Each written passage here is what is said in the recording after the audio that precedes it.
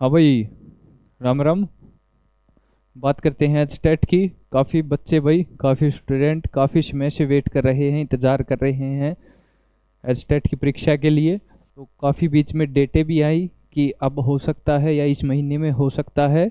तो देखते हैं अब लेटेस्ट नोटिफिकेशन क्या आया है और कब तक आपका जो, अगर एच टेट के एग्ज़ाम की बात करते हैं भाई, कब तक आपका एग्ज़ाम पॉसिबल है, कब तक आपका एग्ज़ाम हो सकता है, कैसा आपके एग्ज़ाम का पैटर्न रहता है, सिलेबस क्या रहता है और क्वालिफिकेशन क्या क्या चाहिए। तो देखते हैं एच टेट के बारे में कंप्लीट सिनेरियो इस वीडियो में। तो बात कर रहे हैं भाई एच टेट 2026 की। तो लेटेस्ट नोटिफिकेशन जो हमारे पास आया है, क्या एच टेट की तैयारियों में जुटेंगे अधिकारी 10वीं और 12वीं की परीक्षाओं की समाप्ति के बाद।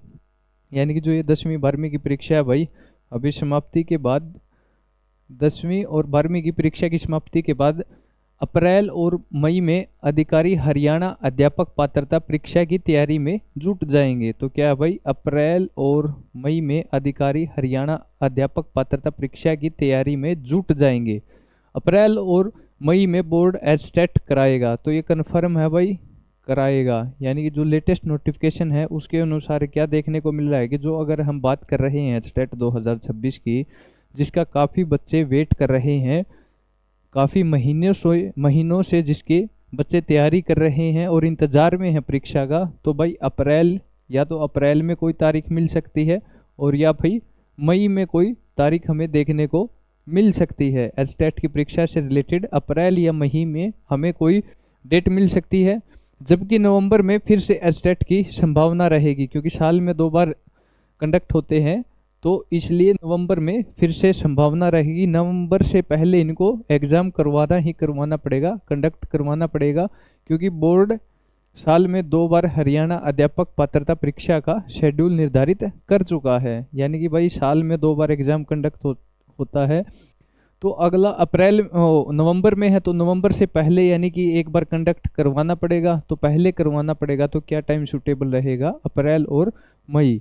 तो ज़्यादा 99 पॉइंट क्या चांसेज है भाई, क्या चांसेज रहेंगे आपके एग्ज़ाम के। अगर आपके एचटेट 2026 की मैं बात करता हूं, तो अप्रैल या मई महीने की कोई भी आपको तारीख एक देखने को मिल सकती है आपके एग्ज़ाम के लिए।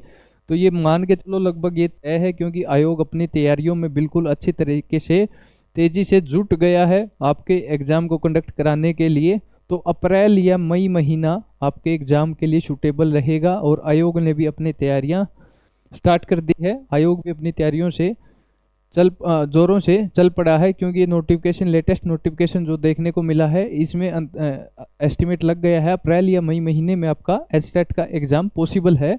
यानी कि अप्रैल या मई महीने की कोई डेट आपको देखने को मिल सकती है आपके एग्ज़ाम से रिलेटेड।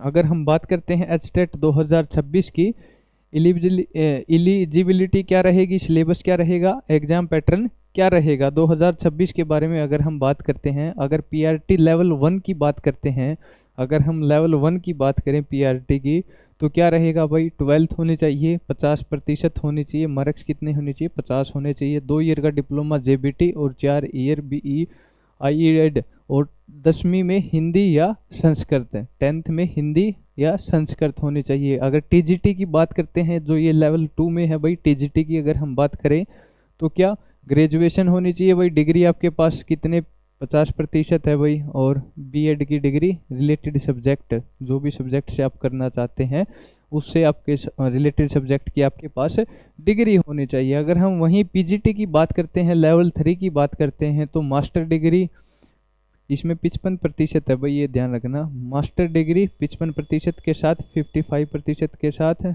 और बीएड साथ में, क्या बीएड 10वीं 12वीं ग्रेजुएशन में हिंदी और संस्कृत, ये भी ध्यान रखना, हिंदी और संस्कृत। तो ये था भाई फॉर्म भरने के पास, आपके पास ये रिक्वायरमेंट थी फॉर्म भरने के लिए। अगर आप लेवल 1 का भरना चाहते हैं, लेवल 2 का या लेवल 3 का, तो सबके लिए ये ज़रूरी डॉक्यूमेंट हैं। ये अगर आपके पास हैं तो आप लेवल 1 वाले हैं तो लेवल 1 का भर सकते हैं, 2 के हैं 2 का, 3 का है 3 का। अगर हम बात करते हैं सिलेबस की, अगर हम बात करते हैं सिलेबस की, कैसा आपका एग्ज़ाम रहता है, कितने मार्क्स का कौन सा सब्जेक्ट आपके एग्ज़ाम में पूछा जाता है, कितने समय का आपका एग्ज़ाम पेपर होता है, तो देखते हैं हर एक बात के बारे में। अगर हम स्टार्टिंग में सबसे पहले पीआरटी की बात करते हैं, लेवल 1 की बात करते हैं। तो अगर क्वेश्चन की बात करें तो 150 क्वेश्चन मिलेंगे भाई आपको। कितने मिलेंगे? 150 क्वेश्चन मिलेंगे। 150 ही मार्क्स के होंगे ये, और 2.5 आवर का क्वेश्चन में मिलेगा। इसमें नेगेटिव मार्किंग होती नहीं है, नो नेगेटिव मार्किंग। तो कितने? 150 क्वेश्चन होंगे भाई, और इतने ही मार्क्स के होंगे। और कौन सा पोर्शन ज़्यादा आएगा, कौन सा कम आएगा? अगर हम सीडीपी की बात करते हैं तो ये 30 नंबर की आएगी भाई। जो ये सीडीपी है भाई, 30 क्वेश्चन आएंगे सीडीपी के। ये टीजीटी में भी 30 आएंगे, और लेवल 1 में पीआरटी में भी 30 आएंगे, और लेवल 3 में भी 30 आएंगे। तीनों में 30-30 क्वेश्चन सीडीपी के रहने वाले हैं भाई।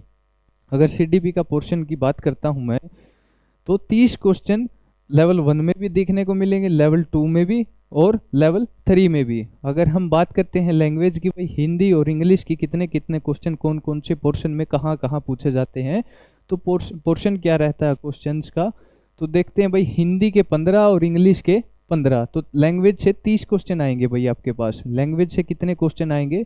30 क्वेश्चन आपसे लैंग्वेज से पूछे जाएंगे, हिंदी और इंग्लिश, यानी कि 15-15। यही प्रोसेस लेवल 1 में है, यही प्रोसेस लेवल 2 में रहेगा, यही प्रोसेस लेवल 3 में रहेगा। यानी कि लैंग्वेज के और सीडीपी के तीनों में 30-30 क्वेश्चन आएंगे।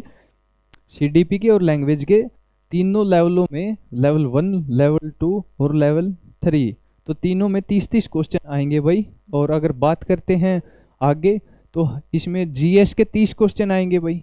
जीएस के 30 आएंगे, और तीनों में लेवल 1, 2, 3, तीनों में जीएस के कितने क्वेश्चन होंगे? 30-30 क्वेश्चन तीनों में होंगे। या हम लेवल 1 की बात करें, या लेवल 2 की बात करें, या लेवल 3 की, 30-30 क्वेश्चन होंगे। इसमें हरियाणा जीके भी रहेगी, क्वांटिटी एप्टीट्यूड भी रहेगा, और रीजनिंग एबिलिटी भी रहेगी। अगर हम बात करते हैं मैथ की भाई, मैथ के 30 क्वेश्चन रहेंगे। अगर हम बात करते हैं मैथ की, मैथ के रहेंगे। और इन्वायरमेंट स्टडी की बात करते हैं, 30 क्वेश्चन इन्वायरमेंट स्टडी के रहेंगे लेवल 1 में। यानी कि 60 क्वेश्चन ये हो गए, 60 ये हो गए, 30 ये हो गए, 30 ये हो गए, 30 ये हो गए। तो 150 क्वेश्चन का आपका ये एग्जाम रहने वाला है लेवल 1 का। 150 ही मार्क्स का है, 150 ही मार्क्स का रहेगा। कोई भी इसमें नेगेटिव मार्किंग नहीं रहने वाली है।